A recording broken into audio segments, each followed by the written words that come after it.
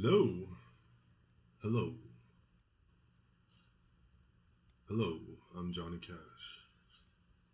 Kenny. Hi everyone. How y'all doing tonight? Hope you're doing good. Hope we can. Do we have audio, visual, everything? Seems nice, right? Can you hear me?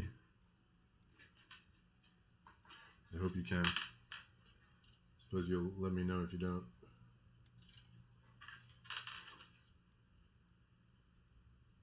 I can hear me, so that's good. All right, the June stream. The June stream. Pretty excited. It's been a while. Longer than usual. It's been like, what, 6 weeks rather than 4 on account of the May stream I did mid-month, and now we're back on end of the month schedule. So that's fun and cool. No real agenda today, as usual. We're gonna look at some CNI perhaps, and we're gonna. I thought we might do some drawing. Mopsy PC is the astute observer that he is. He immediately notices, or she. Can't claim to know. It's hard to tell these days. Beard, why? All gave some gave all. Summer's here. Some things had to change. So here we are. Beard is gone. Yep, but as the shade is already creeping back on. So let's spend an inordinate amount of time talking about my beard. But yeah, do some drawing, maybe some modeling, maybe whatever you guys are up for, and obviously do some playing. So I'm just gonna start playing. This is the test server. So enjoy the sites here for what they are. I used this view here. I used for the latest update post, but no one spotted the oddity. So if you can spot the oddity, do let me know. I'm gonna zen out of there and log in to the real server. Ooh, boom! Ruby Red Chaos has it going on. He knows where it's at. So someone was sleeping, logged out next to my place from last time. I have no idea what's going on. I'm pretty low on health. So, what's up, chat? What are you up to? It's pretty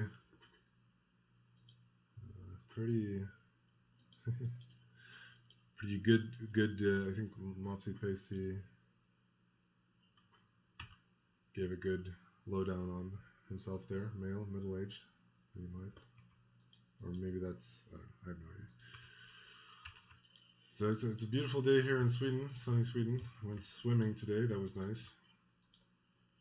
In real life, that is. We find a dugout. Let's bug out of here and try to see some new sights with our character.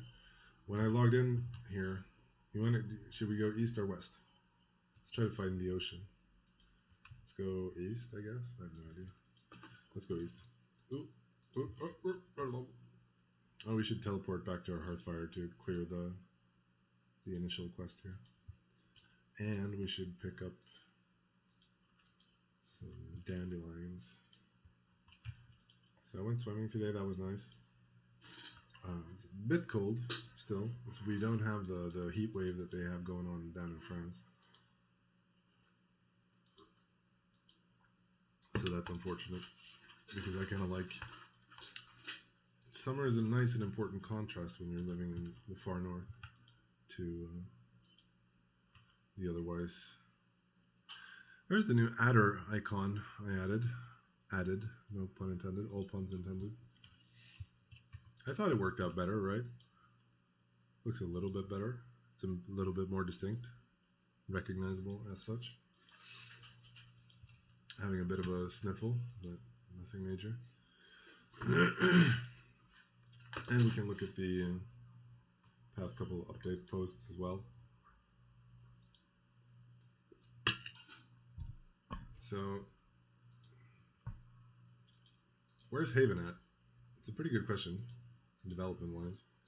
I feel like, and I'm sure you feel the same as well, like we've been stuck in a little bit of a rut for a while. We've been making small patches and obviously the client rendering thing is taking forever still, so that's kind of annoying. And I've said this before and been wrong, so I could very well be wrong again. But I do think we're starting to see some light at the end of that tunnel, and maybe it could actually be somewhat wrapped up before, I don't know, before Christmas at least. I'm honestly, I think it could be done before that, but it's hard to be optimistic when it's been almost 2 years.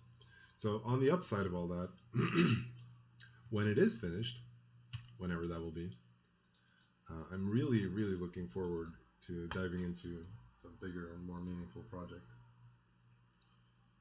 Because it was a long time ago that we took like a major decision on direction. The last time was obviously almost 2 years ago, or we've made intermediate decisions for directions, where to go with the game, but that was one of the big major decisions. I'm not sure if time will tell if it was the right decision, I guess. Did you have to apply for jobs, Jorb? When? Are you talking now, or we've been holding out? We're all good. But this past reset was extremely successful. So, when you shaving a haircut? No, no. It was a personal life-changing event of some significance. So,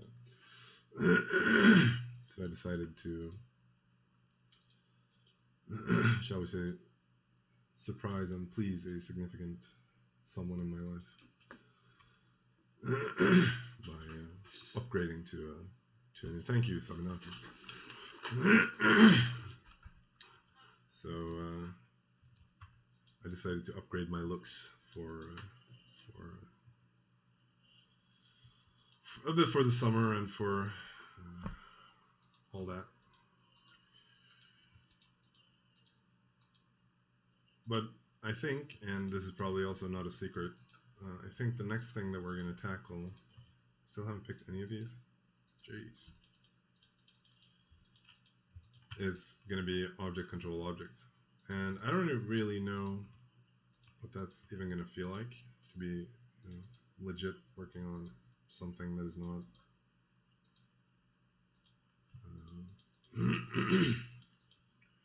working on like a major project and not just working on like little temporary patches just to keep the wolves at bay.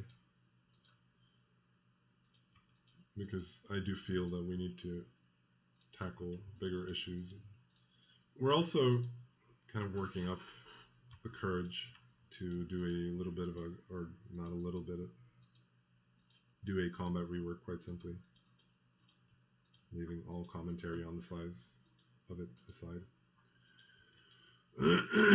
So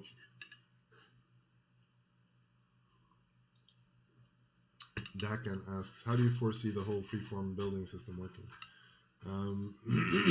It's a lot that's up in the air. The first thing that we're going to do is not to develop the freeform building system. The first thing that we're going to have to do is develop object control objects as such.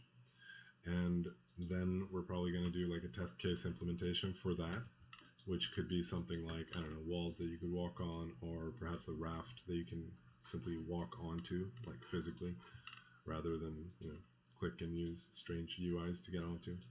So that would probably be the first thing, and then after that, we'd be looking at, unless there are other things we want to use it for that seem more timely, where the next step would be a freeform building system. And it's something that Haven really lacks, I feel. It's something that, it's one of those like key systems that were very much in the original design. When we did the original kind of design, or whatever you want to call it, like the initial, when we started talking about it, I'd been playing a lot of Sims 2, I want to say 2, but it may have been 3. No, it must have been 2. So at the time I was kind of inspired by the building system there. Not that that is the most, I don't know, innovative or good, but at least it allows you to lay out the floor plans of a house yourself. but can you turn the mic volume up just a bit? I think I have it pretty maxed out, so I'm not sure I can. So, what the hell, microphone. There we go. Playback volume. No. Recording volume. Okay. What does this do? Microphone boost. I found a boost. Did it change anything? Do you feel boosted, Sabinati? Boost it up a little bit more.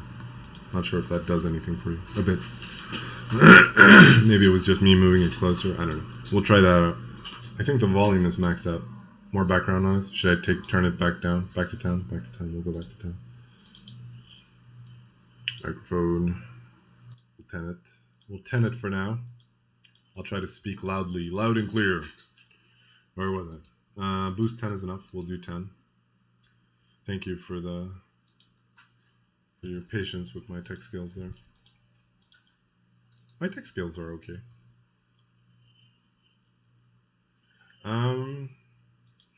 Yeah, so freeform building. At the time of Sims 2, at least you can decide the floor plans of the building. I think the big challenge for us would be to have like meaningful-ish restrictions to where you can't just build any. I don't think we'd want it to be just pure Minecraft Lego, if you know what I mean. I think we'd want more. The beard was a better. Nerf bees and bees tongs. Bees tongs. You want tongs to deal with the bees? Are bees still a problem for you? 2019 and bees it's literally the current year and bees are still a problem for you? The beard was a better mic booster, says Nolmik. I can only agree. The beard is coming back, don't you worry about that. It's gonna grow back. Like 300 bee stings just collecting all the hives. Well, how many hives do you have? Do you like the hives, the band? It's a Swedish band. I can't say I like the hives. A lot, to be honest. Do you like them? Really? You do? Oh, that's cool. That's cool. Good for you. I don't have much of an opinion either way. I've seen them live, but at some festival many years ago. Oh, you have a lot of hives. You don't care for the band? That's fine. We don't have to talk about the band. Never heard of the band. Fuck me then. Oh, sorry. I shouldn't be dropping F-bombs like that. I should not be in the business of dropping F-bombs like that. Good for you, Sabinati. You're not missing out on much. If anyone has a contrary opinion on that, please let the chat know so we can discuss the hives. We're leaving vegetable ninjas. So goals should be, we need to get energy back up. God damn it. Why am I like just randomly start chopping down a tree? Left my canoe and everything. Diabolic Theme, yeah, it's one of their songs, yeah. Vintergatan, yeah, that's funny. It's a man playing like a little spinning ball machine. Let's try to watch it. We're gonna try it. It's really awesome. Maybe that doesn't do anything for you. I think I turned the desktop noise sound volume down. It's kind of funny. He plays this thing. So, and it's pretty cool because watch what happens now when the balls start dropping.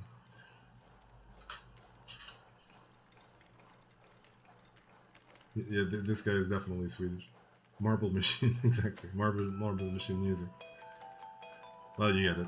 And it goes on. And he can do all kinds of crazy things with this. It's pretty cool. How is the sound on that? I tried to play marching music last time, and people complained that the marching music was terribly loud. So I hope that wasn't too bad. Bombgland TV says, will food and food satiation be reworked again? Yes, probably. I don't think we're ever on a final version of much of anything with this game, so most likely they will be. We don't have any immediate plans. How are they now? How do you feel about them? What would you like to see them reworked? What needs reworking? What do you like? what got better, what got worse, if anything, etc., etc. Let me know what you think. I think that could perhaps make for more of an interesting conversation than me promising the world to you.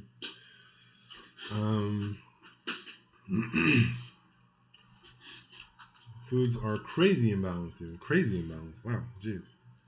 Tell me more. Let me know how. And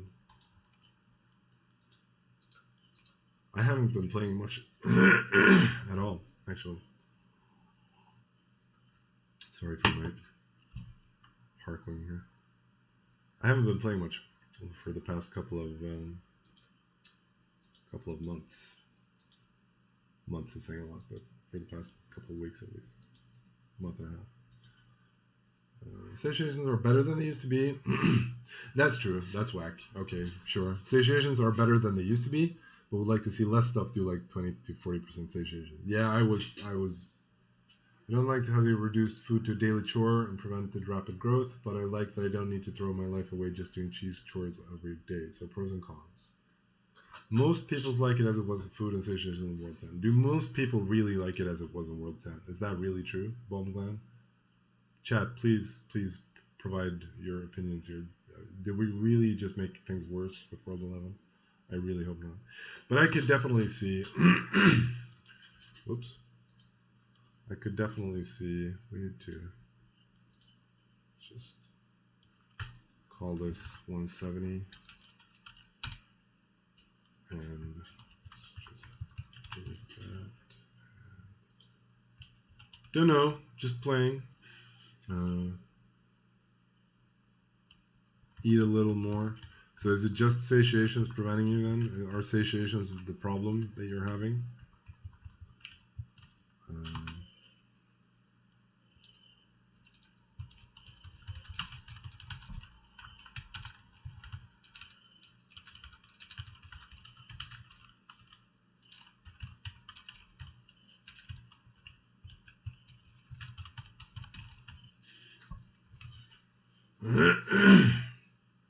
Satiations are at this point. Okay. Hunger is whatever. Okay. Hunger is whatever. I'm not like it's really a tough balance to strike because there's the whole balance between. We talked about this some stream past where it's like the balance between. Okay, with no time gates, you can never catch up, and you can never take a break. And I don't know, with too many time gates, you have kind of the opposite problem.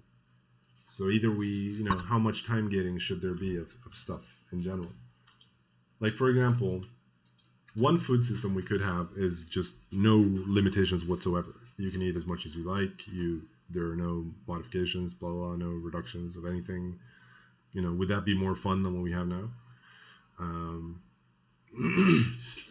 We have actually, and this may be a little bit of a spoiler reveal, but we may probably, we discussed it last time we patched.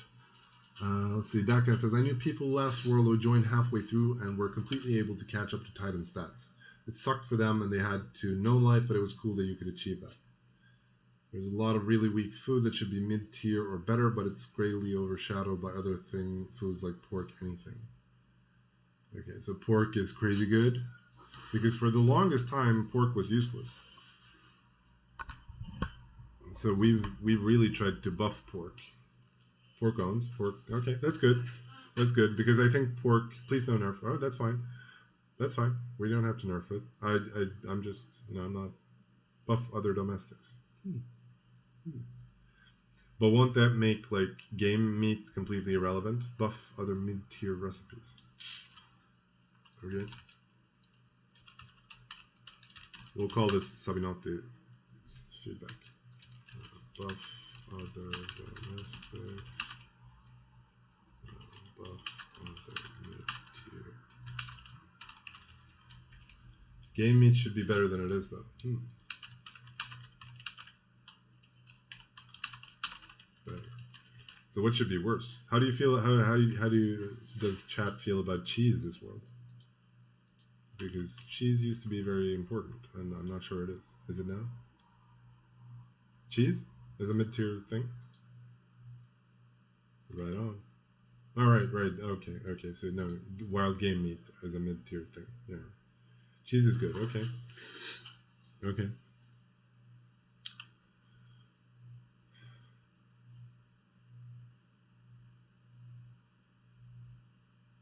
I love cheese this world because I barely need to eat any. Tons of cheese and you can't eat them. Okay, and that's because of the satiations on them are murdering or making cheese world kind of traumatizing.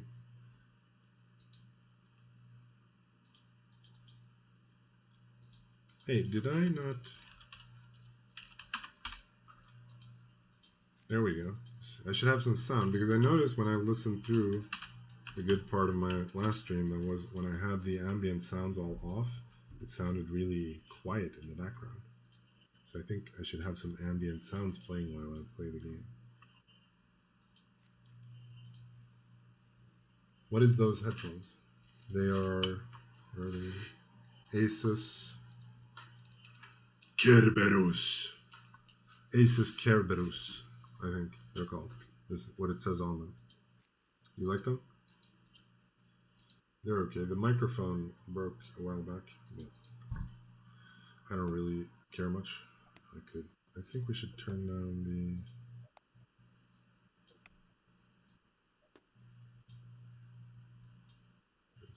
Yes, they are based. Awesome. Based and dangerously red-pilled.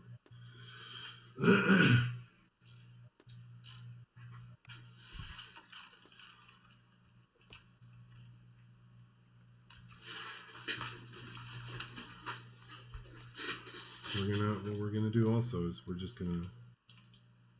I was gonna hearth home. I forgot about that. Damn, son. World 1.1. World 1.1. Going back in time. Please fix branding iron so it could be placed on belt. That might be a reasonable suggestion. I'll make a note of that. Branding iron on belt.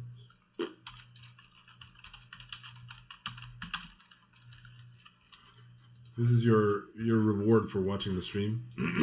You can either post the critique and ideas thread that I may read within a year, or you can post your ideas in the chat and I may read them almost at any time, at a time of my convenience, or immediately, and act on them immediately. I need a saw. Damn, son, we even had some chickens. We lost them. We have a saw. Jeez, son. Yeah, I should critique and ideas aside. I should really be doing a better job of keeping track of the bug form. I do think Loftar browses it occasionally for important things.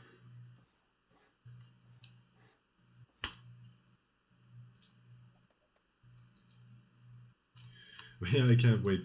I can't tell you enough how much I long to have the damn client rendering rewrite thing done.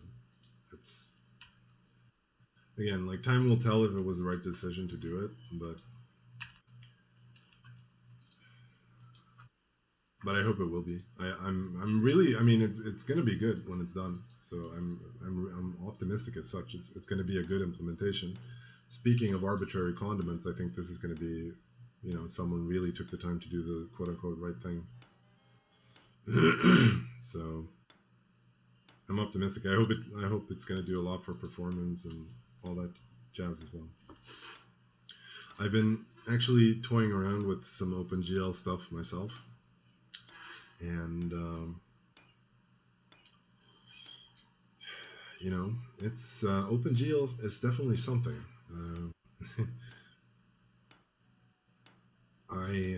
I don't really know where to start talking about it, but it's rendering anything is quite a bit of work. And I mean, it's not hard, not difficult. You can do it.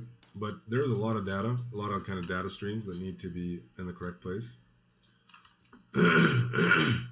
So you have like all kinds of stuff that needs to be uploaded to the graphics card. You have like vertex data, you have texture information, and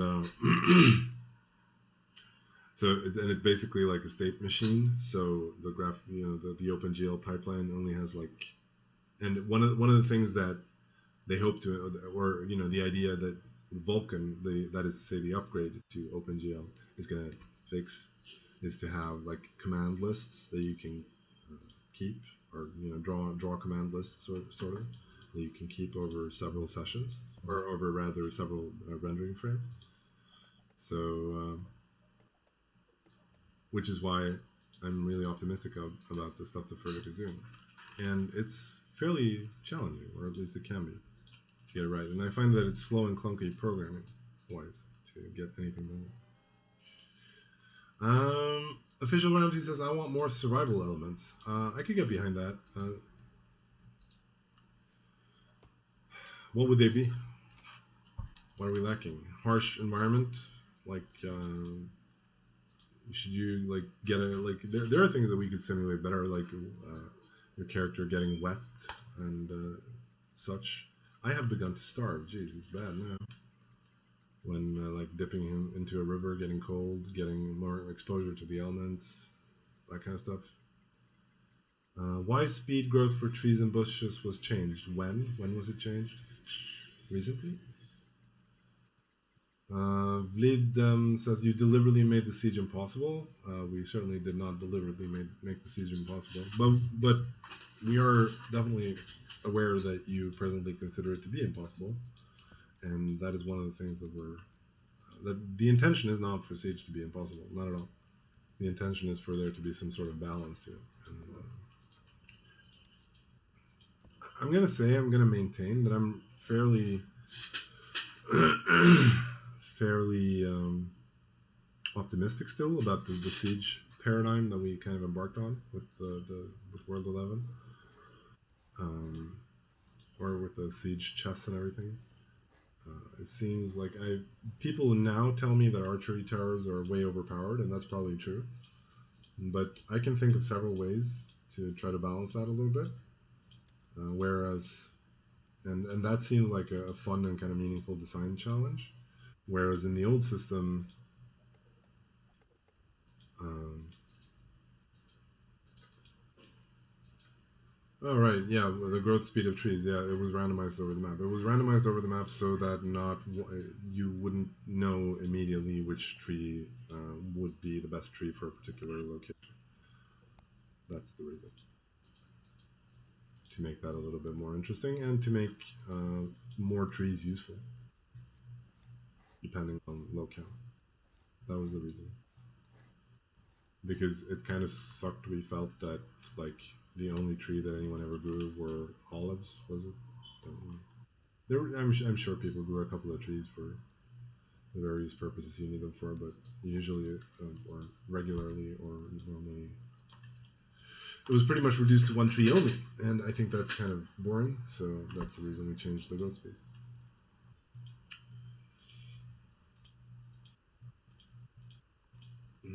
That's pretty much the only reason. But yeah, one of the things that we have had significant and long discussions about is PvP as kind of a driver of endgame content and such. As a kind of driver of new and fresh experiences that in the game. And I think it can be, and I think it probably should be. So PvP is not unimportant to us, and I think this is definitely one of those cases where gives a working prospecting mechanic. I literally mine thousands for tiles just to find iron of any kind. Well, I haven't tried the prospecting mechanic recently, so I can't tell you. But my experience has been that, I mean, there is Rust Root. I haven't tried that recently, so I can't tell you if it's good or bad or whatever. But my experience was not that iron was difficult to find. I found it within like the first day of playing. Rustwick works fine. There we go. Boom! Getting the perception levels. Key perception leveling going on here. And we're no longer starving.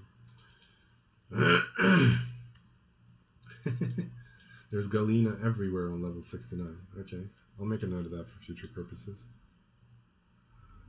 Level 12. It's only called that. Galena everywhere on level 69. We'll consider. Buff salt crystals, that could definitely be a thing. I could see that. You should probably, they're buff salt crystals, that's a good one. I'm sure they suck. Also going to need to, yeah, again, Zenta 69, maybe you missed it, but it's a significant life event, positive, so significant positive life event. So I decided that some gave all gave some, and the beard had to give all for a good cause. Not to worry, we're bringing it back.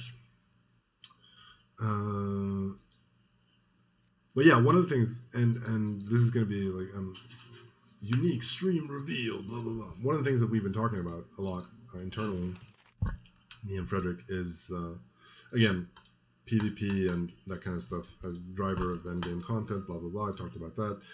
What I wanted to say is that we are considering launching a test server. So we're considering doing that, and if we go for it, we were both pretty optimistic about the idea when we spoke about it. There are obviously a lot of details to be hashed out and whatever, but what we're going to do is we're going to start a test server with just basically start a new world test server and run it for a short amount of time by Haven standards. So I don't know, a couple of months maybe, 1 month, I don't know, and just do very lax PvP rules, like very lax siege rules, and make siege extremely viable.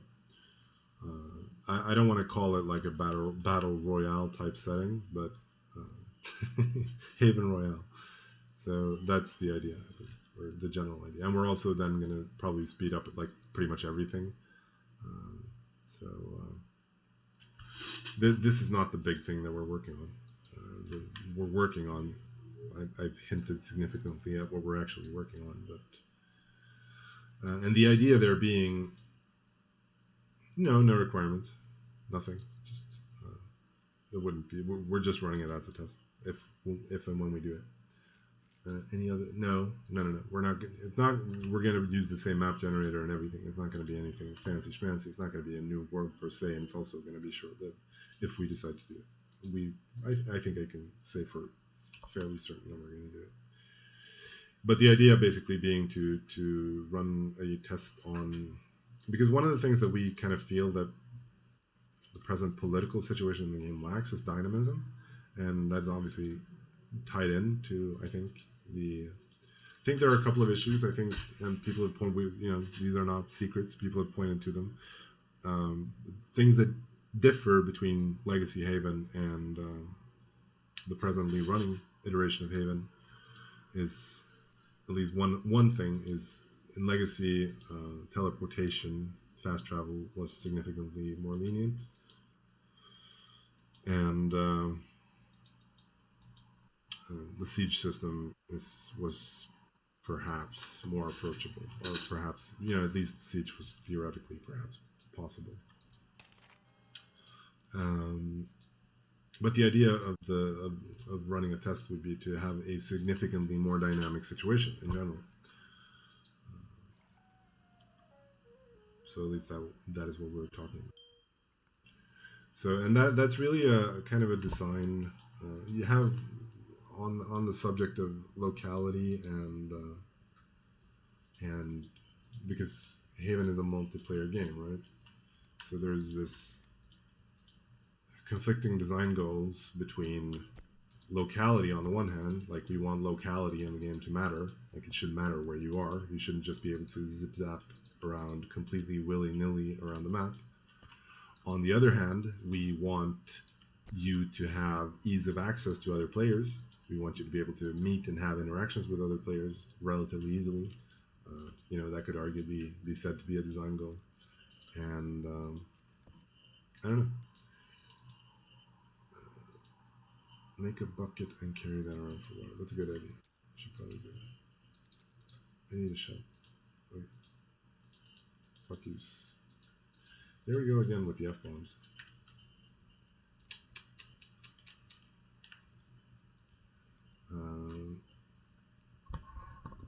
So yeah, that's an idea that we're looking at. And the idea being to just have a significantly more dynamic world and try that and see if anyone would want to play that. And see if that is more fun than what we have now. Because one of the problems of running tests on the real server is that people's feelings get hurt when their shit gets hurt.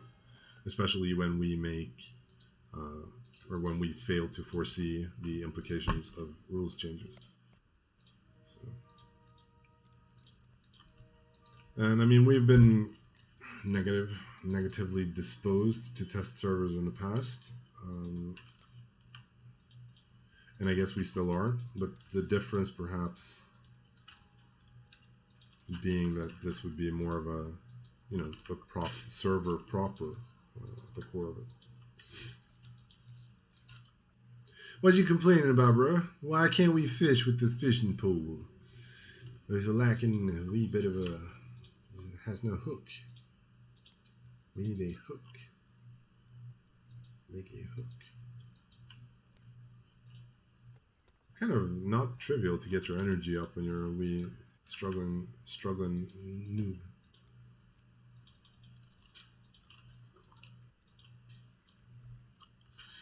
So I mean, one of the scenarios that we've been kind of bouncing around is like, would Haven be more fun if it were more, I mean, everything exists on a scale, right? But would it be more fun if it were closer to like a more transient game? Would it be more fun if the game was more transient, if it was more dynamical, let's say? And that's a good question. I don't really know. I know one thing. Well, one of the things that burned me out a little bit, and one of the reasons I haven't been playing much of World 11. Is it kind of sucked to get all my credos nerfed from my character when we did the reset. So I'm all in favor of easing up the grind on those, at least if we're going to be doing resets. Because I worked kind of a lot on my character in World 10, and losing everything was, I mean, it was fine. But I didn't feel like doing them again, I'll tell you that much. So. Cantalissa says the Credo questing system is bad. I don't agree with that. I don't think it's a bad system. I think it's a good to great system. I think I like it and I enjoy it. I just don't think it meshes perfectly with recurring world resets. I think that's my issue with it. I like the idea of Credos. I like getting Credos. I like taking Credos and blah blah blah. Yeah, one could, and yeah, it could certainly discuss the scaling. I mean, I think probably maybe the linear scale could be fine if we added like one new extra quest per level rather than two with every credo you got. That would make me, I think, more inclined to run them several times. So, I don't know.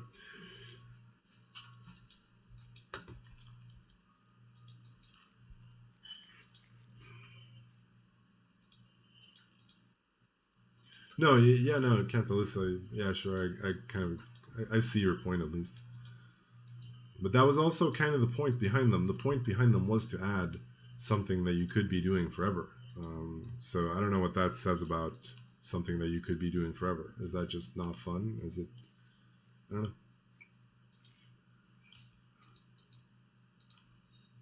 I don't even know these trees. All right, that's a terebinth. What would be more fun, Dakan? What would be non-tedious? What would be, because I mean, a common complaint that we get about the game is that okay, there's no end game content.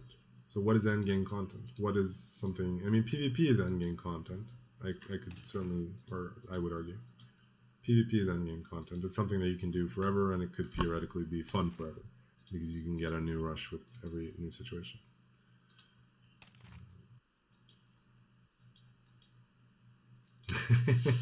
Dakan says heroin would be fun. Jeez, man.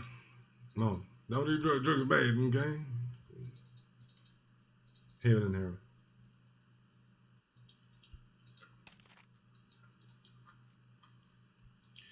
Okay, so Dakan says that he's never had a problem finding his own in-game content. I respect that, and I think that's great. I think there are people who can play the game, Farmville-style simulation forever. But I think it's obviously also clear from the dwindling user numbers that we get from the time that we launch a new world to up until, say, now, when we dwindle down to, a fraction of what we start with. And I don't think that to me that doesn't seem perfectly healthy. I mean, obviously interest would reasonably peak at the time of a world reset, and I respect that. It's fine that it declines, but it seems a bit over much, and I'd like to change that if I could. It's like a lot of people have said that the game is really fun in the beginning of a new world, and then once you have everything, it kind of starts getting boring. And what can we? I'd like to do something to change that. I don't want that to be the case. I'd like it to be fun always.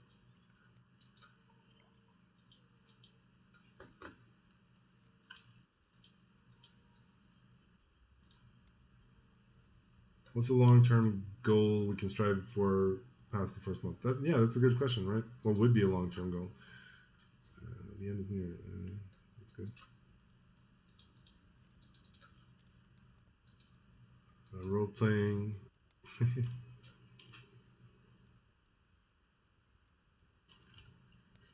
Doing the same tasks over and over again can get really frustrating when doing creatives. Yeah, I agree.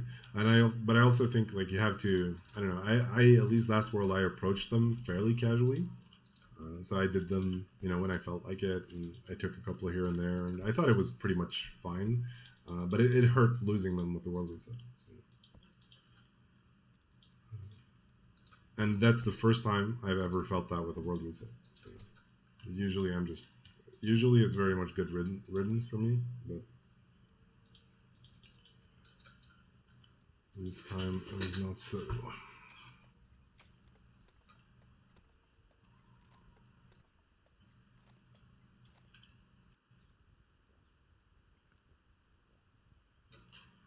Tougher and rarer animals and monsters. We've certainly tried to do that, and I'm all for that. I think we should do that. I think we should do that, and I'm all for that. I think that's a good idea. Is it the be all end all answer? More dungeons, more, or how do you feel about dungeons these days? Are bat dungeons, for example, are they not just ridiculously hard, or?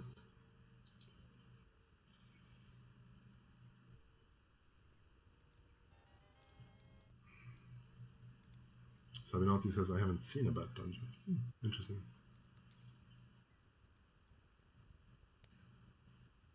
Ant Dungeon was fun. Yeah, I agree. Ant Dungeon was fun. I think there's a lot more you could do with it. I think they kind of lacked pieces of content. I'd like to see more content in them, but I thought they were fun too.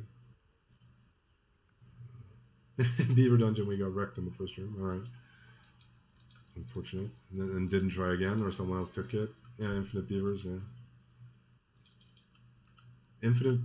We've gotten shit for Infinite Beavers, but the Infinite Rooms are really the only thing that prevents people from soloing dungeons, and I don't think that should be possible.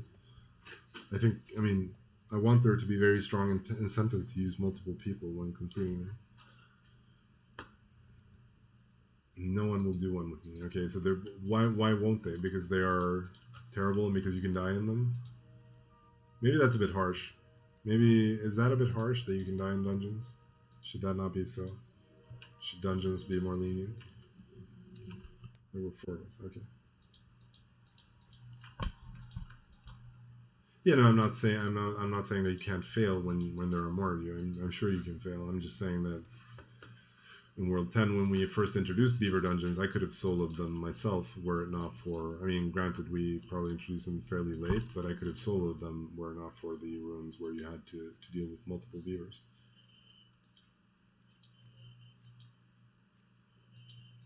Okay, and the reason, Daken, is that there are not sufficient rewards in the dungeons.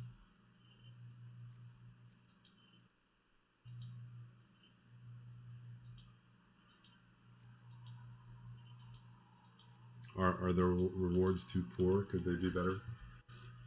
Should they be better? Should we? Blah blah blah.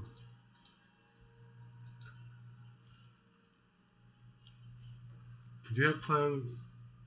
Can, you have plans to update the foraging system, like where we have common starfish or uncommon snapdragon, add other quality variants like a rare starfish, something along how gemstones work. I can't say we've had plans like that, but I think foraging. One of the things that we want to accomplish with foraging is locale differentiation, but I find that it fails to do that, probably because the character rewards that we have to offer are still fairly limited. Because even while certain particular terrains may have unique forageables only available on them, each terrain still has a unique food, or each terrain still has curios. So there isn't really much differentiation, in fact, because any food will do and any curio will do. If you get my drift there. But I do think the foraging could be better. We nerfed foraging pretty hard coming off of Legacy and into the new rework of Haven. And that was because there were a lot of features that we added, faded forageables and all that stuff. And the reason there was we didn't like how in Legacy people, people were walling off, entire swamps and mountains just to have some place to run their foraging bot. And I realized that this probably still happens in the cave systems. And I realized that our fixes were probably pretty bleak or meager or inefficient.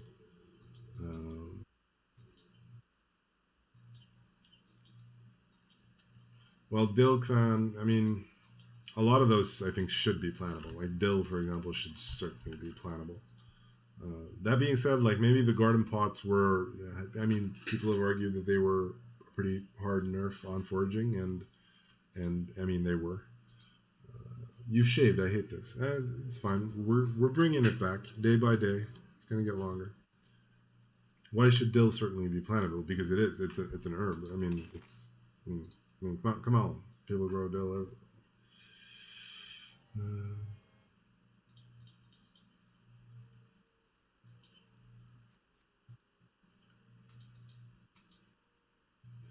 Yeah. Back then, there were so few forageables to work with that Titans would pay noobs for multiple large chests of blueberries or chandrels, with stuff as amazing as high quality jewelry.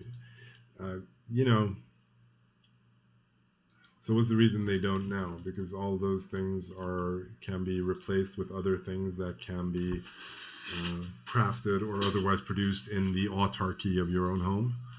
You're too autarkical in your base, and you don't need anyone else. Yes, yeah. What do we do about that then? Remove things? I mean, maybe that's the answer. Maybe remove things. I mean, it's not something I like to do, and it's also like something that yeah. Chanterelles were valuable when they were the only dex food. Yeah, exactly. I mean, should they be the only dex food?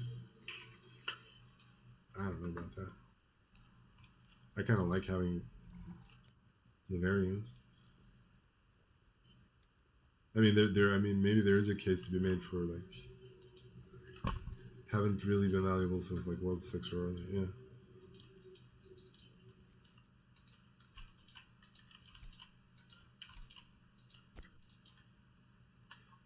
What about local resources? Some people build village claims only to surround and control them. That was the intention. The intention was that you should be able to control them. So I don't mind that. What I think the problem is that you can't siege them. So I think that comes back to the siege system more than anything else, truth be told. Am I right, chat? Do you have other opinions? Official Ramsey says a good economy allows players from all level ranges to participate. Yes, I agree with that, and that's why one of the reasons for example, I kind of like what at least the economical function of what cast iron has been or did last world, where the market would buy any amount of cast iron, for example. I mean, maybe ideally the same should be true for food, but where does that leave the leveling rat race? Like,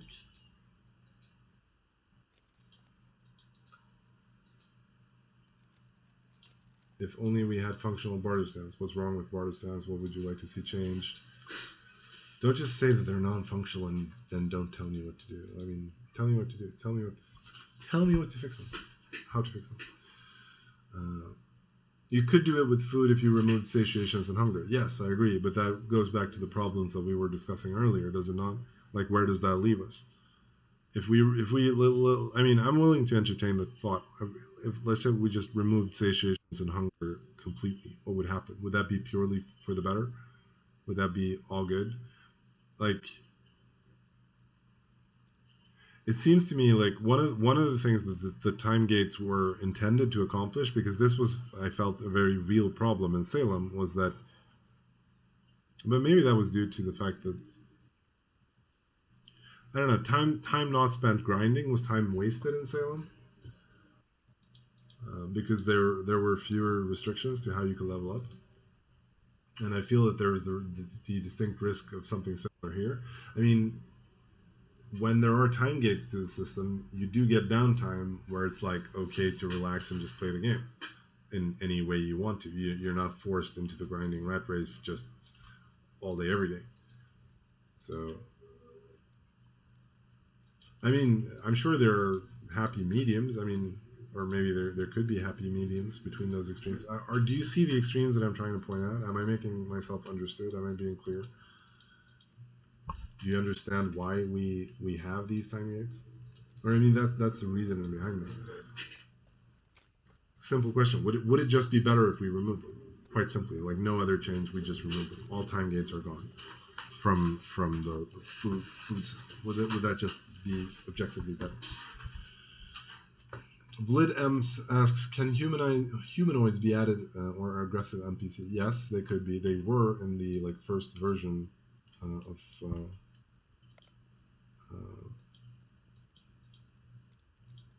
that we did. There were humanoid bandit NPCs, but we decided to remove them because we felt that it would be more fun to go down the development path of basically everything non-natural in the game being built by players, and we haven't changed that approach. But and to change that approach would be like a drastic divergence of directions. That would make the game something significantly different. That would really change it. Like, I'm not, we could go full, I don't know, Morrowind, Skyrim, blah, blah, blah, blah, add, ancient ruins and undead and blah, blah, blah, blah, blah, but that would make it a very different game. And I'm not sure the full fantasy retard, or even we don't have to go full fantasy. We could just add human civilizations, say, or Hearthstone civilizations that are NPC controlled with, NPC cities and blah, blah, blah. I don't know. It would be a very different game than what we have been building for the last couple of years. I'm not saying necessarily that it would be worse. New race Dogman, exactly. Meteor events were a pretty good PvP catalyst early world. Yes, I agree, and that was good. That's good, right? More things like that. But that was because meteoric iron actually then mattered, and I don't think it does now, right? You all have the meteoric iron you need, or are you still trying to monopolize the market on that? Does anyone care? Is it still a driver of PvP? Let me know on that, I guess. But more events in that vein could certainly be interesting.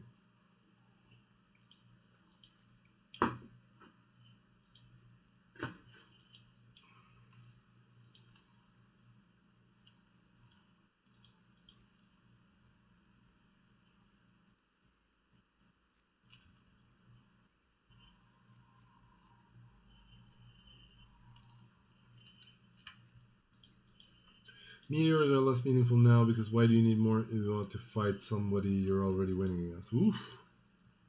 Oof. Shots fired. Or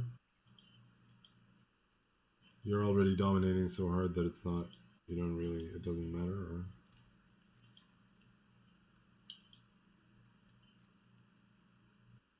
Snuggle Snail says, in my opinion, large-scale PvP events that promote two factions fighting to the exclusions of everybody else is yucky. 100 village free-for-all, that's where it's at. Okay, so how do we engender a 100 village free-for-all? Use your goodest brain and tell me, like, what would create that situation for you? What would make you engage in that? And how do we do that?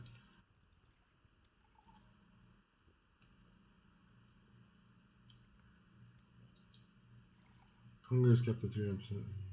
Moving local resources. So moving local resources. What do you think about solo players? I like solo players. I'm a solo player myself. Events can appear randomly in an hour. Most players are hermits, and because hermits can't even participate in PvP, the quality grind is largely irrelevant. I don't agree with that. I'm a hermit, and I care about my quality. What you talking about, Ramsey? That ain't right, bro. That ain't right. That ain't so. Of course, quality matters to. I mean, you still get better food, better weapons, better everything.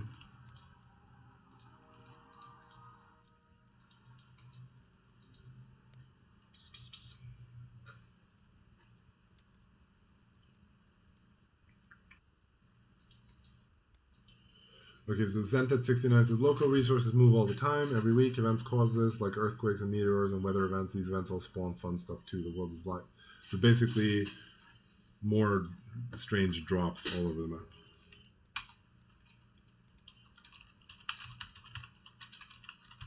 Small fix, right?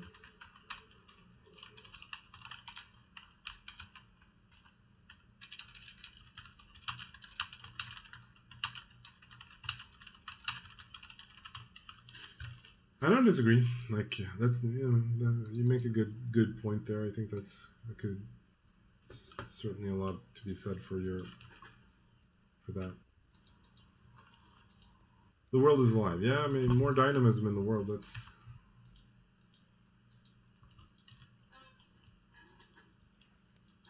resources moving is actually a very important. Okay, but hear me out on this one then. One of the original ideas was that you should be able to control a resource so that there would be more incentives to have siege and combat over resources. Because, like, thinking about siege and PvP, one idea that I could have would be that it would be better if siege were more about outposts and resource forts, raiding those, than perhaps, say, raiding main bases. I know that we don't differentiate well between those, but theoretically it is. So, I mean, one of the things that, the fixed location resources were intended to accomplish was to facilitate points for PvP.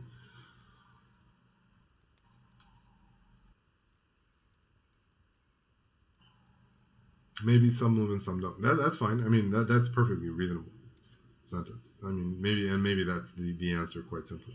Maybe it need not be either or. People.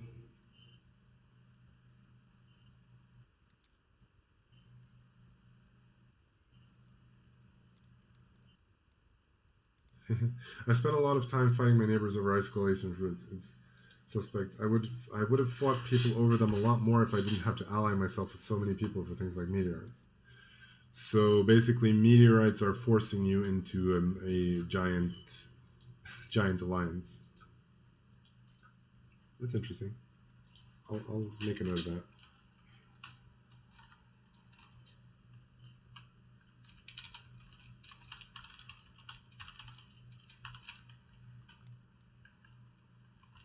Why is HP?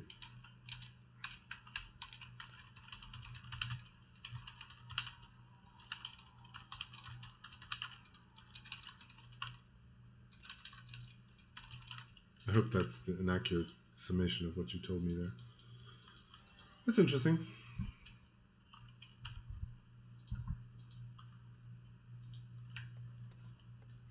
Why is HP so low? Snakes, starving, and being bad. Ouch! Shots fired again.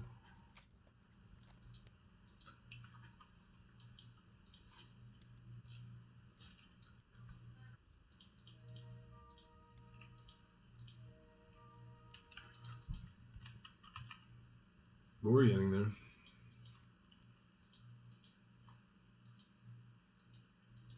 We're gonna get there, don't you worry.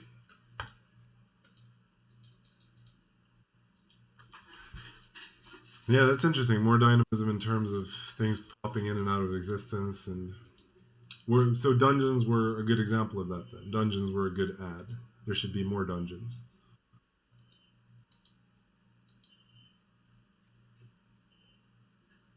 Raid a bee swarm. I'm not going to be raiding any bee swarms. Many more dungeons. You should test out local resources moving in new events on a theoretical test server, to be honest. Yeah, that's a good idea. I'll take that with me.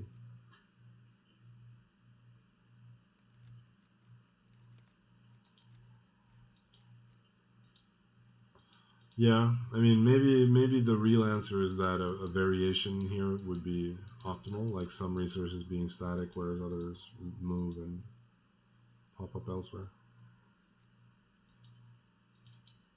Variation in all things. Oh, that's cool.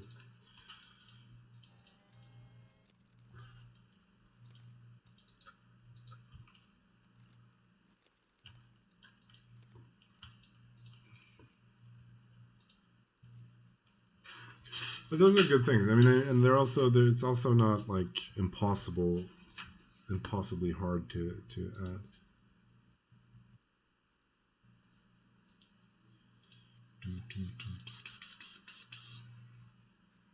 Many more dungeons. Yeah, I like dungeons. It's the only problem I have with dungeons is that they take a pretty long while to develop, and they put pretty high requirements on the content that goes into them. There's like it's 5 or 6 new enemies or new creatures. It is a new tile set. It's a bunch of props, new chests, new walls, new everything. So it's a fair bit of work doing a dungeon. Stockpiles for logs, yeah, it's a common request, but logs are not items, so it's a bit of a different thing than just adding another stockpile. Then it says, for example, if something like a fairy mushroom or ancient root moved all the time, it could end up being at least one thing that noobs could get their hands on and use for trade. That's a fair point. Are fairy mushrooms relevant? They're good? You like them? Are you pleased with that implementation?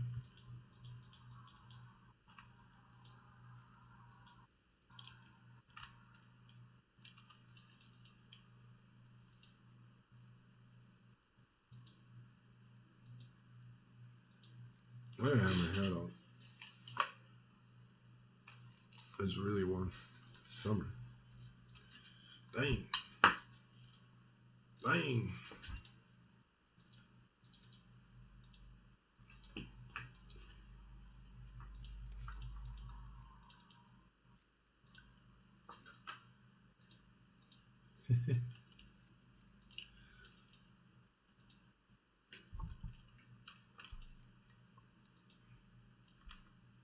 Is there going to be a religion or paganism? Yes, I think we've had one of the kind of long-term goals for quest givers was like a system where you could kind of develop them into more potent local spirits, and presumably please them by bringing them gifts and such. But I don't think there's ever going to be like a formalized pantheon with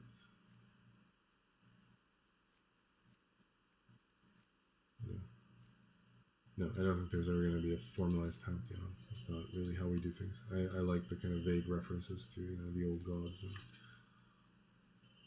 the very loose idea of Hearthling paganism. Did they wipe the map? We wiped the maps and characters a good while back. So it's been almost, what is it now? 5 months since we wiped. 4 months. February, March, April, May. 4 months. June. Depending on how you look at it. Almost 5. Exactly.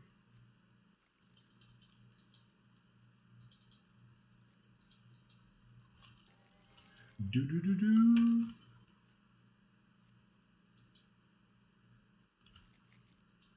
Jorb, imagine if you needed to create another online game, what would it be and why? I would not want to create another online game. I would like to develop single player games for the rest of my life if I could. I don't want to develop another online game, but I suppose that is me changing the premise here, because the question was if I had to develop another online game. Good question. I mean Haven is kind of the realization of the like totality of the idea that I wanted to see realized. So I mean, not that it's finished, but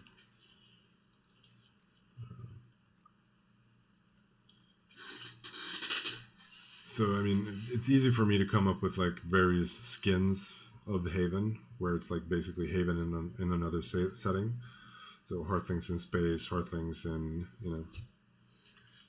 you name the play, Hearthlings in the Wild West, Hearthlings in colonial New England, Hearthlings in, that is easy. But coming up with an entirely different game, I don't know. Ancient Space, please give. It would just be a game where you pay Jorb to climb an online leaderboard. I don't know about that. That doesn't sound too fun. I'd like to build a game that I myself would, enjoy playing. So, and I don't think I would enjoy playing a game where I pay myself to climb an online leaderboard. I don't care much for leaderboards at all. I kind of, someone said this once, that they were playing World of Warcraft, and I was like, I don't really want to engage or interact with anyone in any way whatsoever. I don't like when people talk to me in the game and blah blah blah, but I want them to be there. So it's kind of like wanting to have the feeling of being surrounded by people and maybe being able to watch them doing things, but not wanting to actually interact with them. Horror fun.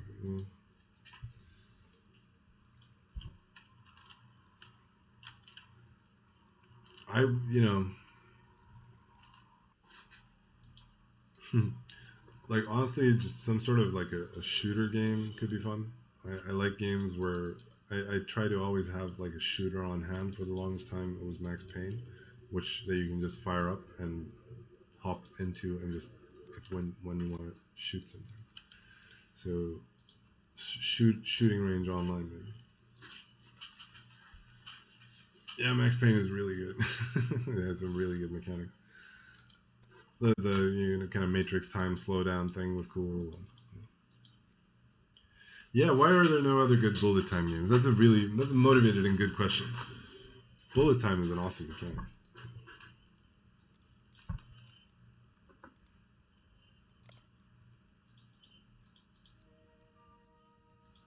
I played a significant amount of Mario Odyssey lately, and it's really good.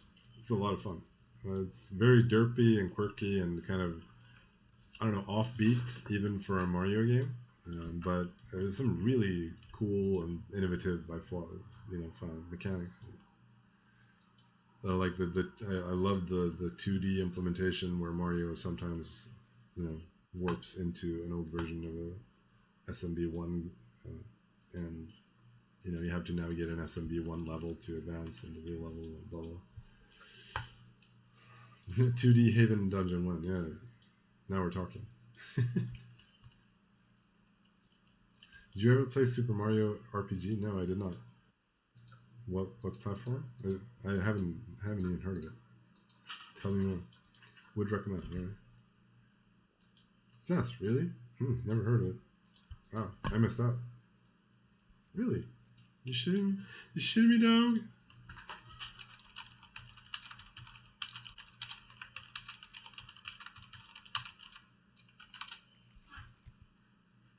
Awesome. I had never heard of this. How could I never have heard of it? I've seen the box cover though. I think. Wow. Was it? And it was good. Jeez. I had no idea. I had no idea. I thought I knew my Mario, but apparently I do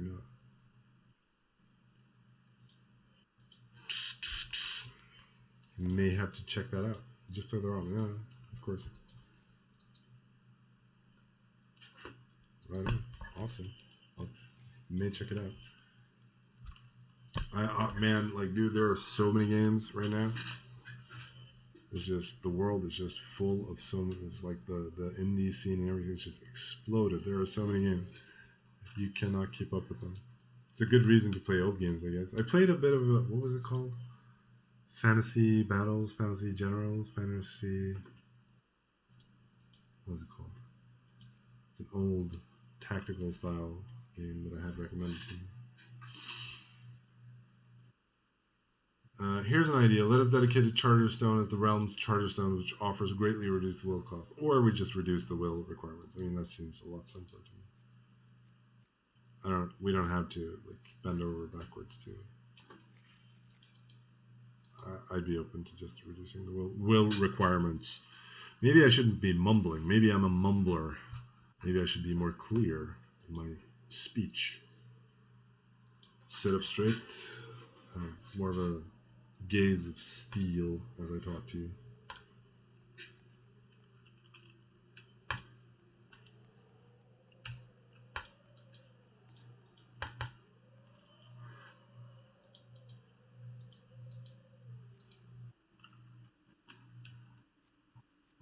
Boom. We've got a lot of space here for new curiosities to study.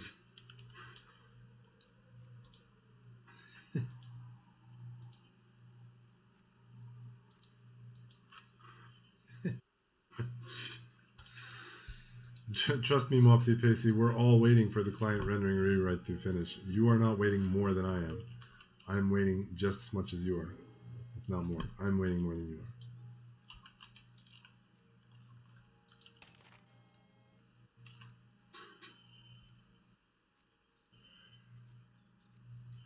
Hot damn, chat. There's an actual goddamn balloon outside my window. I'll try to film it for you. Here, hold on. Hang on. We'll be back. Can you see that? Let's see if you can see that. Oh, there we go. Like, maybe. Can you see it now? It's right over there. Fuck. Well, let me just... Oh, god damn it. I suck at controlling the balloon. There we go. There we go. There's the balloon. Balloon. Wasn't that awesome, chat? We saw a balloon. Jeez. Balloons when? What is the big feature you're working on, boy? I'll show you something.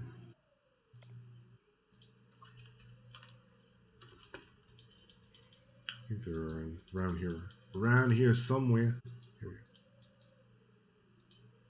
go. You can see the stuff I'm working on.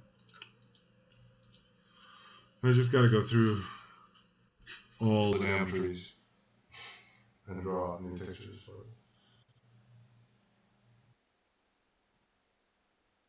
So unique stream reveal here. But this is No, not the echo shit again. No! What the F? Is it still on? F me.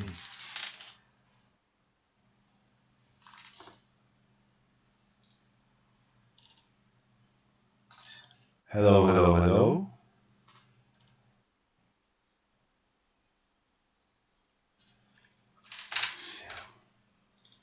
Did it have something to do with me switching over?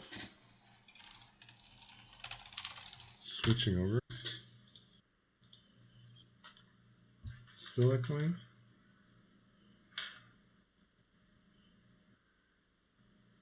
It's gone now. It has to have to do with, it has to be related to switching windows, right? Right on. OBS might be trying to record both at the same time. Interesting theory. That would probably explain it, because I think I was that stream a while back when I got it right off the bat. It's probably me just derping around using multiple clients at the time, I seem to recall. Alright. Well, we won't look more at it then, but at least you saw a little bit of what we're working on. Let's, we can actually, let's teleport home. I wonder where my hearthfire actually is. I have no idea. I have no idea. Way somewhere else. No. That's probably dumb. Okay, well, whatever. Lofter should code you a new OBS. I'm grateful that we don't have to. We shall make it our lifetime quest to try to get back to wherever we were.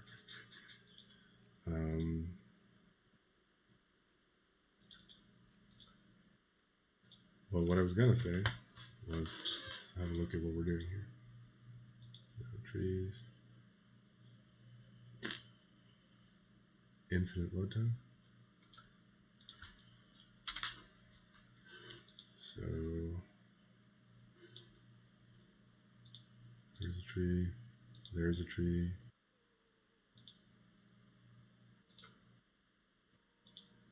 This one I've done. So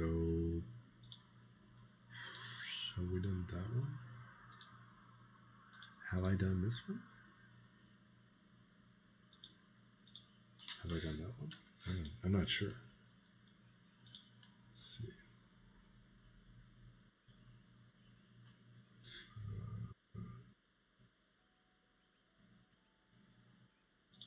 I'd say Loftar is ahead of me here. Zent at 69. I think there's more on my plate for this particular implementation than his. Since I need to go through all the trees and draw them.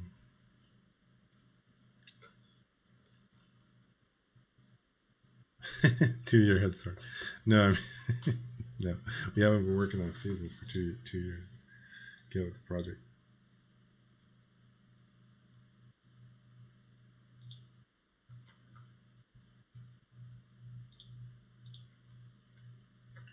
So many little trees.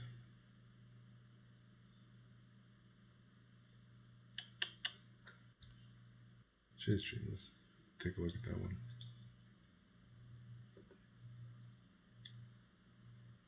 All my layers are hidden by the damn chat. I'll move them up. So yeah, apparently I have done this one indeed. So here we have the fall version and spring version and the original summer version, and then the winter version is just all the leaves turn off. Man, it didn't look good. Will quest givers be fucked up coming new season? What do you mean fucked up? I hope not. There's no intention on my part to leave them effed up.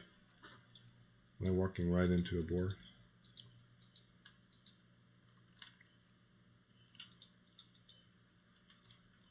Oh, crops. We're probably going to just give them a dormant state of some sort. And so we're not, it's probably not going to wipe your crops if you leave them over, or, you know, it won't wipe your seeds if you leave them over winter. but and also the idea is for winter to really be the only season where you can't grow anything. So nah, kill them crops. Why? It's a bit harsh, man.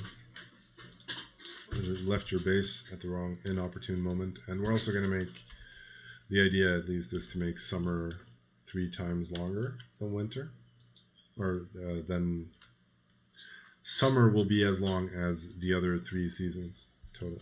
So that's the current plan.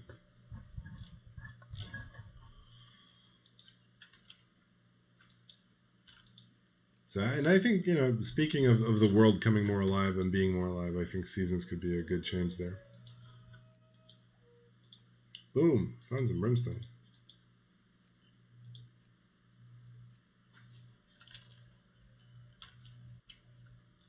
Because I think, and I feel kind of the same for weather effects. Could give more of a sense of time passing. So I think weather effects, though some of them may be stuff that we should ideally be doing after. Oh, right, that's like, oh god damn that timer. I don't have time to wait for that. Oh wait, maybe I do. No, I don't. It's 2 minutes. Any idea how seasons will align with in real life seasons? Not at all, but at least not naturally. But we may take some steps and measures to try to ensure that you have winter during Christmas, for example.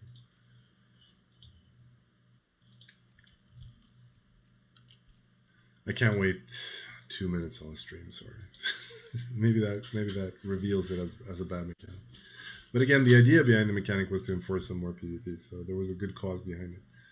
How about rats that eat some of your food supplies and you better build special buildings for it? Norwegians have these, forgot the name of it. I don't know, we got flack on the forums the other day for just implementing punishing mechanics, so maybe we shouldn't just implement punishing mechanics. I'm not sure it sounds fun, it sounds like decay, and I'm not sure decay is fun. So. That being said, like you could certainly, why do you implement problems in games? Like, why doesn't every game always just play to your fiddle instantly? Will fruit trees bear fruit only during certain seasons? Yes, that was the idea. Aussie quit. We can add punishing mechanics now. Don't worry. That's good. Are punishing mechanics conditioned by Aussie not playing presently? Maybe some new events in game. Yes, maybe that could be cool. We discussed it earlier. We talked about it. Some more random drops across the world. More moving local resources. Maybe. Will fruit trees bear more fruit than they currently do? They probably should, right? Probably significantly more, right? Especially if they're seasonal. So, if they are to be relevant at all, they probably would need to have more fruit.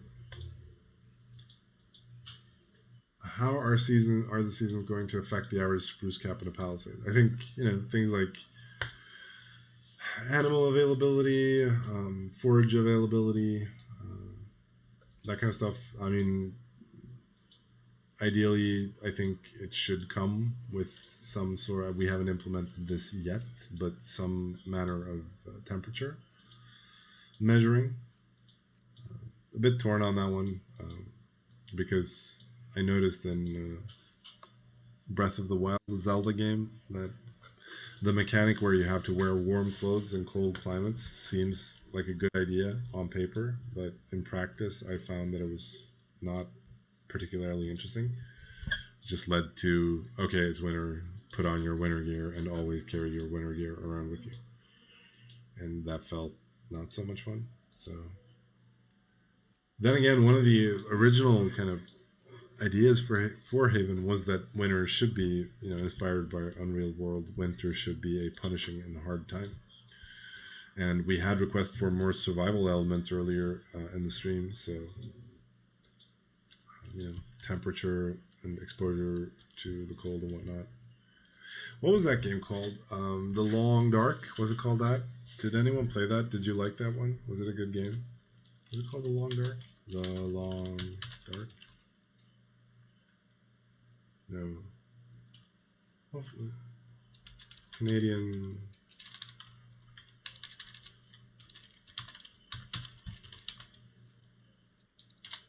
What is it called? That? Yeah. What? Right. Yep. Was it fun? Pretty boring. But it was called The Long Dark. Right on. Was it fun? Was it good? I saw a video of someone who said that it was basically their favorite game ever and that it was great and blah blah blah. Was it fun? Kind of fun. Kind of fun. Okay. Mildly fun. I think you should avoid implementing more punishment. I've not played it forever, so I don't know. But my impression was that it had more, hardcore survival elements that maybe we lack. I mean, it's kind of difficult because one of the central key one of the key aspects of a survival game is a shortage of food, and a shortage of food rhymes pretty poorly with what hard things are into in terms of gorging themselves on food in order to level up. So you had to boil snow and shit, pain in the ass kind of. Yeah, I could see that.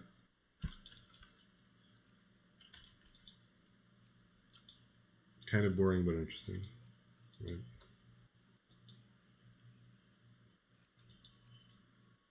So I think one of the central survival elements there, i.e. shortage of food, I think is hard for Haven to meaningfully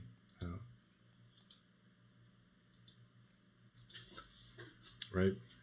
You could get a lot of food, but you would risk not having enough tinder or clothing. All right. So how were those choices implemented?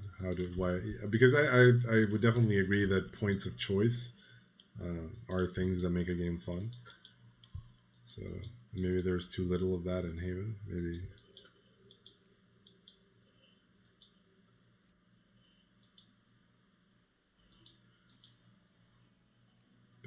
Your time was your most precious commodity. Okay, that's fair.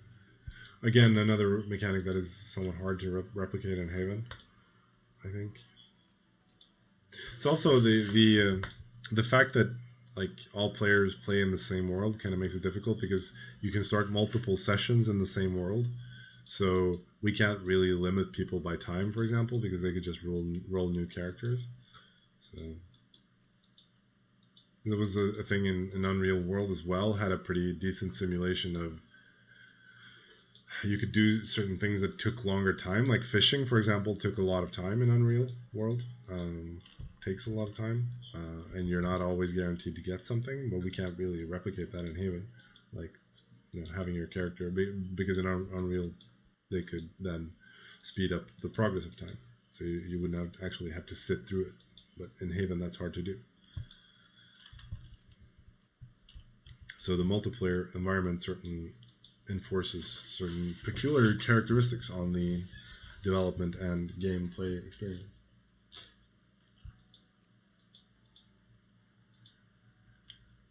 Gear didn't last forever. Food spoils. Food was limited with the exception of fish. Okay, so a lot of decay, basically,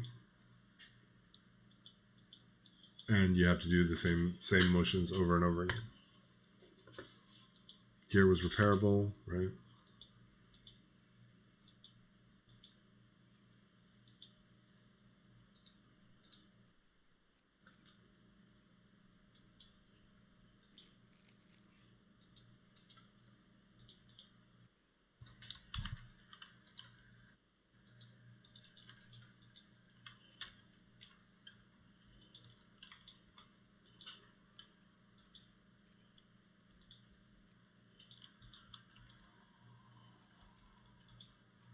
I saw the gameplay footage and it seemed kind of cool. But 10 hunting knives on the whole map. Jeez. Harsh. Could you find weapons, rifles and stuff? Or was that past the scope of the game? It's cool until you get wrecked by wolves, yeah.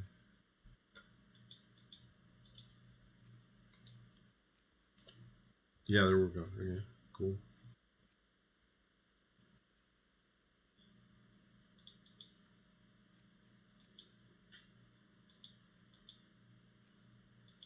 I think if I had to do an online game, I think Hearthlings in post-apocalyptic world would be pretty high on top of my list. But maybe this is a slightly post-apocalyptic world already. Who knows? Post-apocalyptic is one of my favorite genres.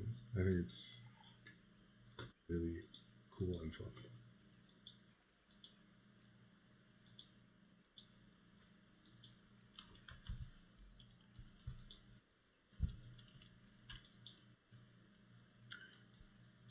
What do you think, chat? Is this in any way, shape, or form connected to the place we were earlier?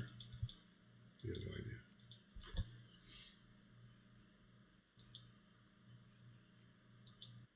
Should make nighttime more dangerous. That's a good point. Nighttime should probably be more dangerous. There should be, you know, maybe we should also be paying more attention to things like mimicking, or animals having day-night cycles and being night active versus day active versus.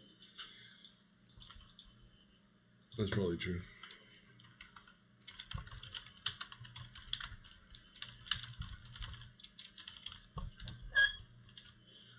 One of the things that we had, like in one of the discussions that we've had, like theoretically on the game, like let's say that Haven was a zombie survival RPG, and let's say that you had to like struggle to fend off zombies all the time. Would that be more or less fun than what we have now?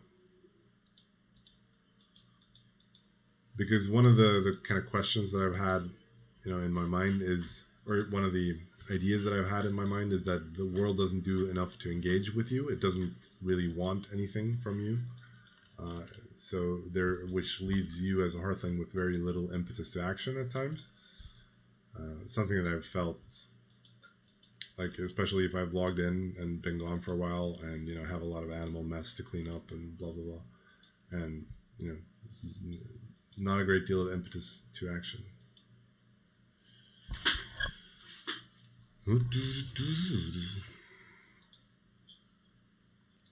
More midges. More midges, yeah. Maybe that's. Have wild animals attack your property and walls. Yeah, would that be fun? Like, let's say that animals were constantly trying to get your shit.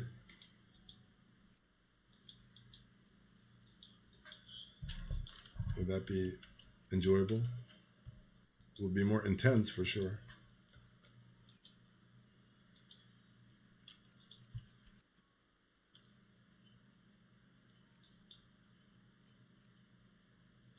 I think watching a mammoth smash through my walls would be pretty enjoyable. For real? Oh, we found it! Ta-da! We made our way back to the wherever we were.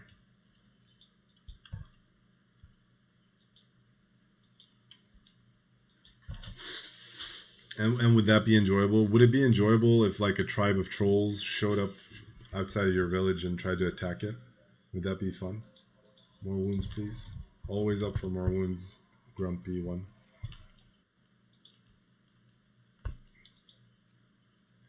I mean, I'm not necessarily opposed to the idea. Maybe the world should be like significantly more dangerous, like being stomped by giants, being maybe you should die all the time. Would it be more fun if you died all the time? Like, take a game that I really enjoyed, Agario. It's a very simple game. I don't know if you agar.io. I don't know if you've played it, but it's a really simple game. But I thought that it was brilliant in its simplicity. It's a game where you have a little, if I recall correctly, you have like a little dot, and you can roam around and eat other balls, and you grow as you eat other players, and as the bigger you get, the slower you get.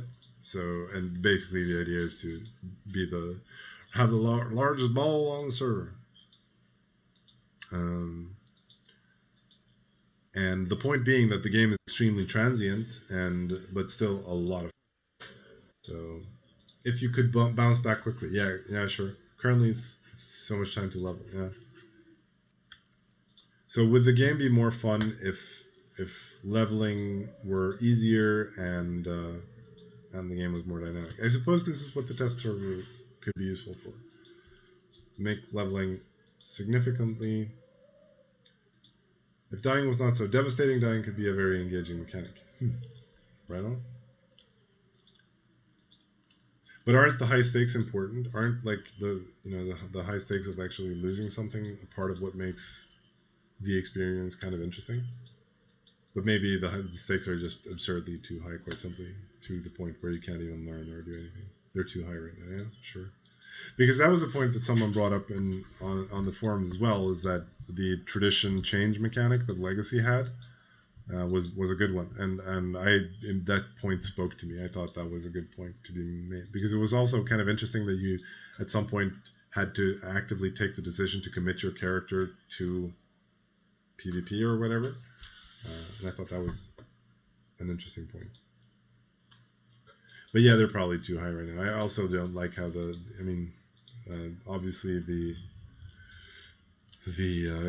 combat system is too much of just a skill check, which I think is really deleterious for the fun of it.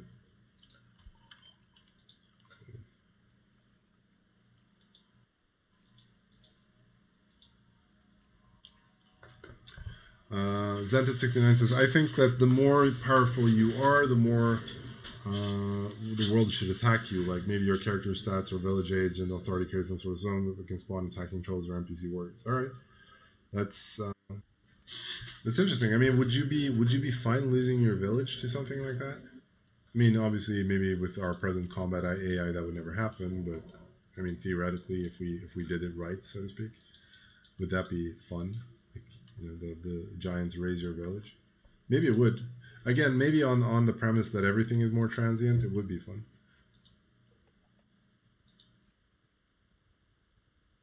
People would just make satellite balls. But those would be attacked as well, right?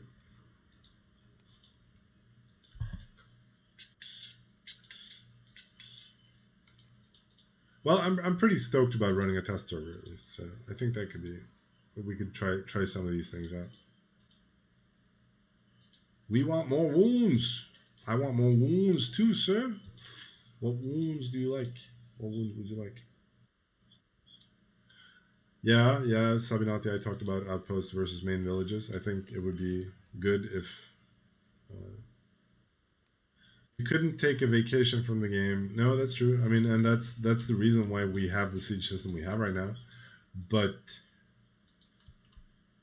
I don't know. Maybe it would be more fun if your village mattered less, so to speak. But I don't know. It's also kind of fun that you can build a community fair and whatnot. If the game is too dynamic or whatever, then I'm not sure there can be community fairs and stuff like that. So it seems that like there's some sort of balance to be struck there. Under that scenario, I feel like outposts could be attacked, but not main villages. Yeah. Did you try roguelike games? Sure, I played several roguelike games. Any in particular? Why do you ask, sir?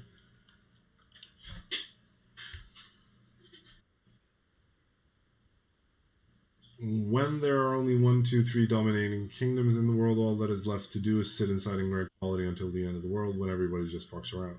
Having giants and trolls attack you and ship would actually give you something to do. That's a good example. That's a good argument. Resources that people could build outposts for. In Salem, there was like the darkness or whatever. Yeah.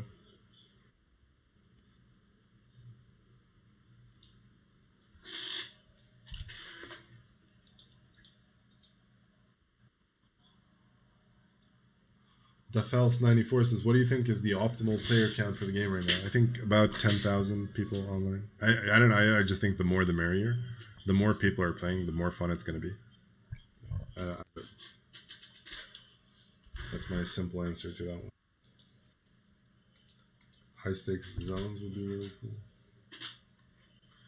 Should the camera perhaps be lower or higher? See more of my beautiful face. Who cares? So there could be places where you could build outposts, but not main villages with a risk reward. That's interesting. That's interesting. But it was one of the things that I'm kind of concerned about there is I kind of like that the map is free to be written on, so to speak. That it's not predefined where you can build your villages and stuff. But maybe that's maybe you have to make sacrifices in some end of every equation.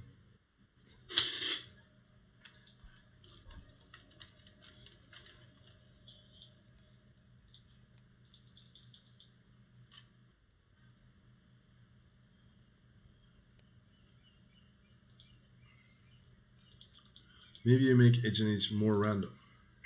Maybe. More randomly spawn with high quality and or features to make them unique. Yeah.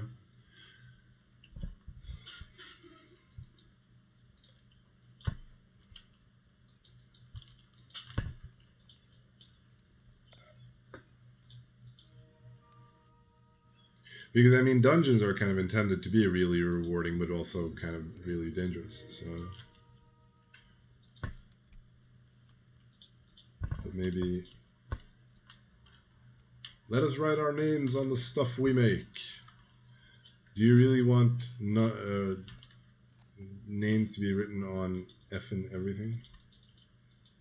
Wouldn't that just be annoying?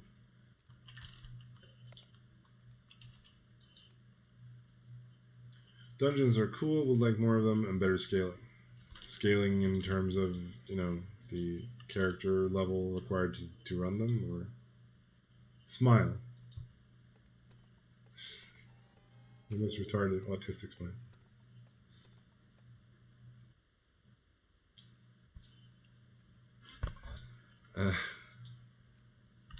Like, I don't think Beaver Dungeons should be as high requirements for characters. Yes, that's a good point. It may be that they're kind of adapted more for where we were at in World 10.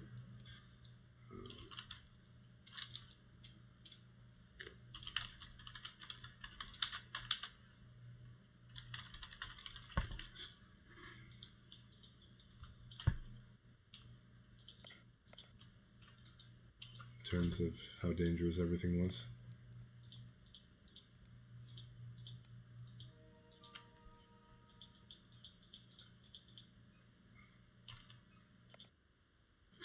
Fenox asks, any plans to increase yield of crops, domestic animals, to decrease size of fields and pastures? I don't know, man. Like, it just seems that there's a good risk that you just scale up your operations. And, I don't know. I feel like whenever we remove tedium, quote unquote, it seems to me that you just run to the next wall and complain about the tedium there. So I don't know.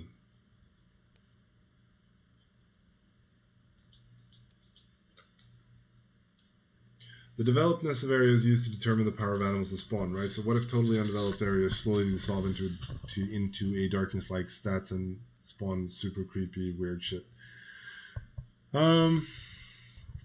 Yeah, I mean the problem I guess in Old Haven was that in Legacy when we had this mechanic was that you didn't want developed areas in that case because the good animals, the high quality animals and whatnot spawned in the undeveloped areas. So people developing an area was actively bad for you if you lived there. So, and that was kind of ass backwards. So I wouldn't want to re-implement that, but perhaps it can be made better to work better.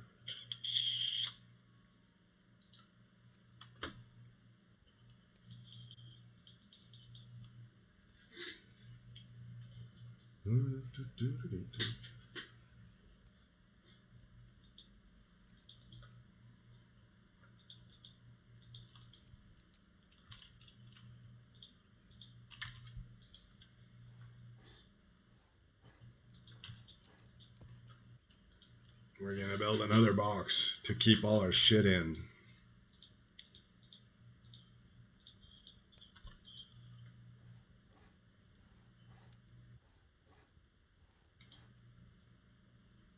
There should be wandering souls of players that have quit in the abandoned places that you can. I agree.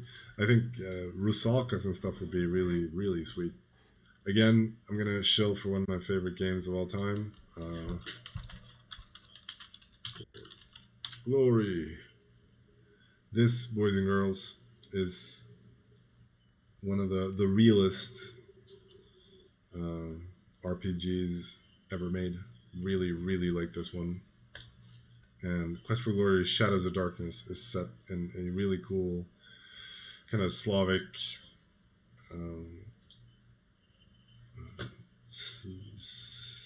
type setting with a lot of undead. Yeah, it's a mix of Slavic folklore and Lovecraftian horror. It's really, really good.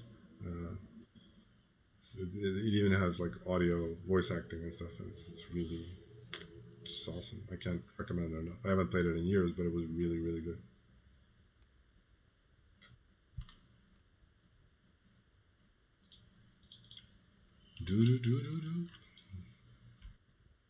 But one of the creatures that were in there was a Rusalka that you could interact with.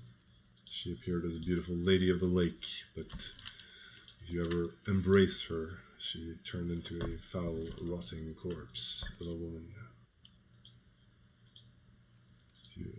So, be careful around thoughts, I suppose, is the lesson we learned.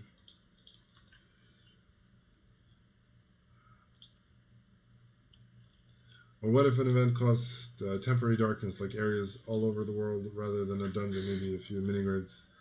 Foggy state where spirits spawn and it becomes super dangerous with fun drops, but goes away after. Yeah, that's interesting. That's an interesting idea. But yeah, more like events, basically. Just what is being requested. I like that idea. I like thinking about it that way. More events. More events. More events. Full moon, blood moon. A red moon rises. Blood has been spilled today.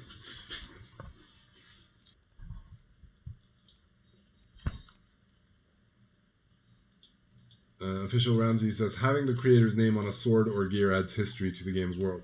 I agree. Having the creator's name on a kuksa or an apple gives people unnecessary troll boxes to write shitty messages in.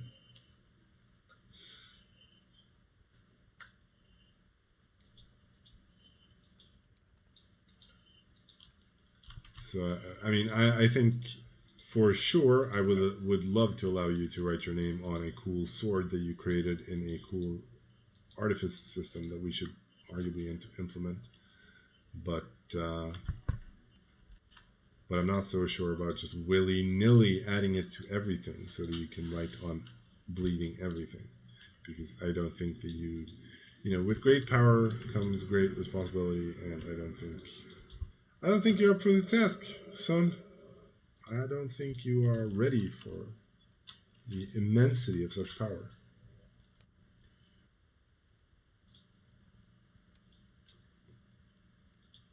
In my opinion, items with 6+ guilds deserve a name slot. That's an interesting one.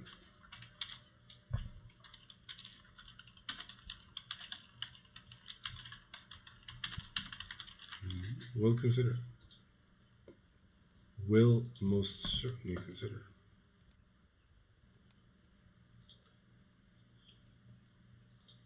I hear the train a coming.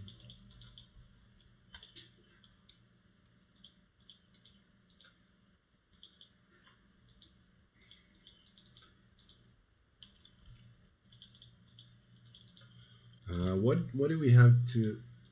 What's a study desk these days? It's furniture. I don't know it yet. I don't know bone glue, right? I don't know bone glue, so I should probably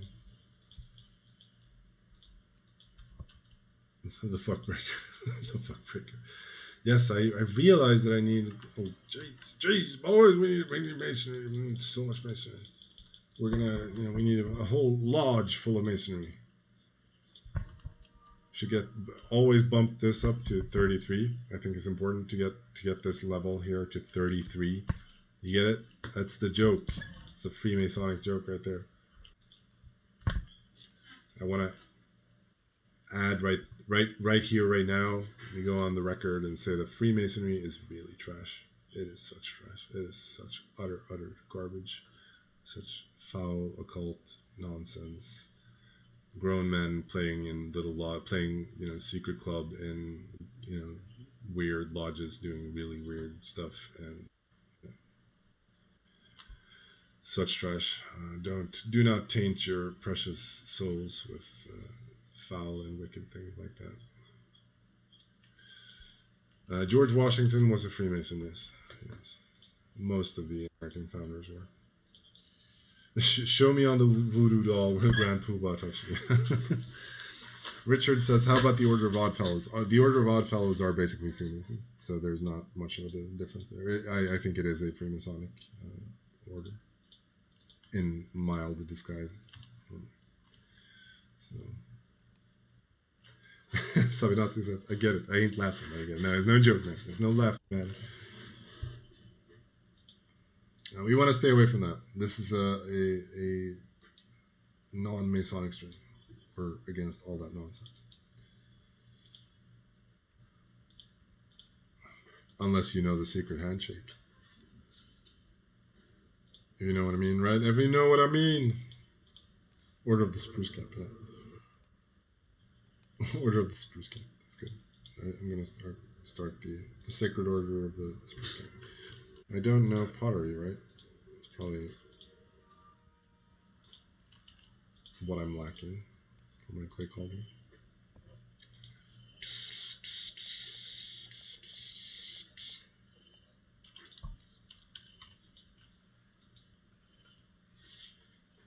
More like oof, yeah, oof. Oof, that's gonna be a big yikes for me.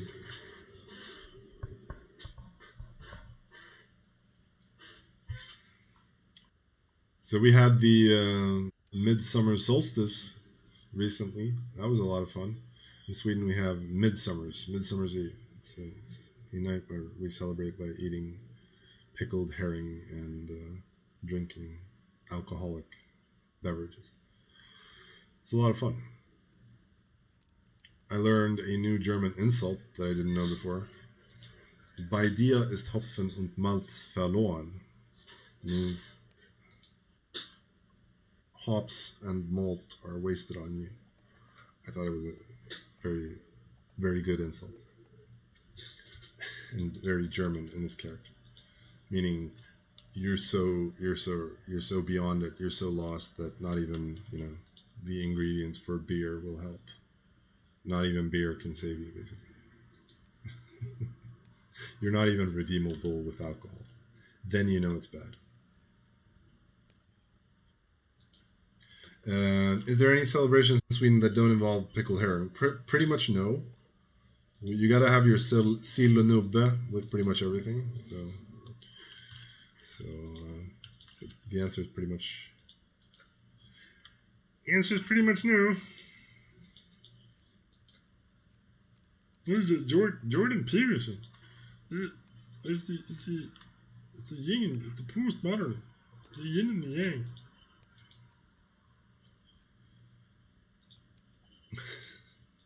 What's up with Jordan? Is he still a thing? Do people still like Jordan Peterson? Do people still care about him, or are his 15 minutes over? Jordan is still a thing. Okay, that's good. Good to know. Good to know that J Boy is still going strong. Nah, because he was all the rage. Like everyone was like, "Oh, Jordan Peterson, he's the greatest thing since bread came sliced." Zizek debate. Yeah, what happened there? I didn't watch it. Was it good? Did Zizek? Who won? Who won? Who's next? You. Great rap battles of history. Yeah, it was trash. Yeah, I could see that being the case because I don't like Zizek and I don't like Jordan Peterson. So. It was trash. Okay, good to know I didn't miss anything.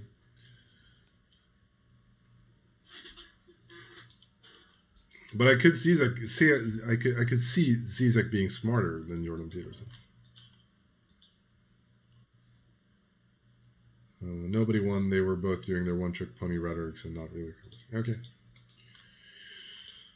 that's a shame. They seem really I could see that being the case. They don't seem well matched. It doesn't seem like a good match.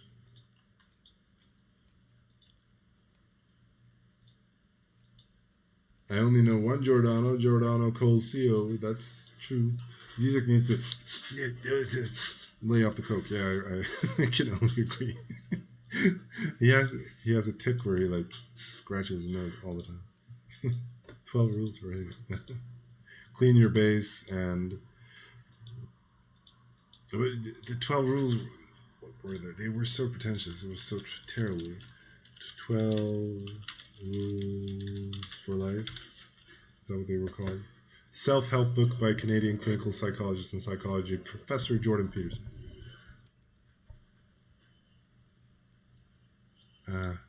What is it?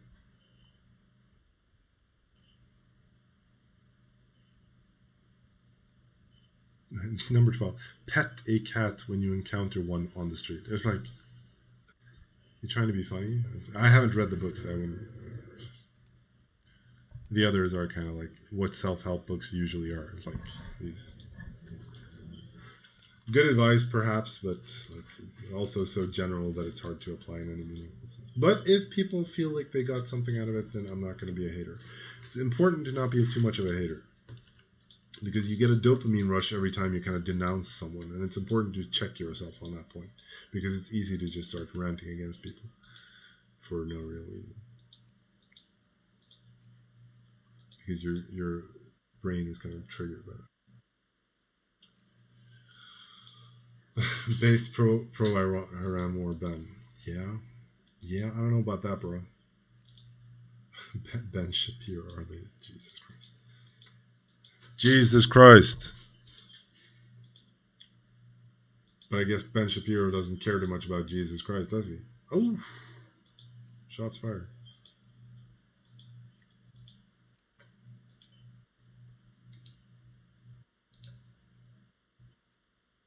So, on that note, Iron Light says, hello, what do you think about the idea of fast worlds? 3-month-long worlds with much faster speed. I think that's a pretty good idea. So I think we're gonna, if you go back and watch the stream, you'll see that we've talked about ideas quite similar to that. So with that, we're coming up on 2 hours. These 2 hours really flew past. I had a lot of fun. This was great fun.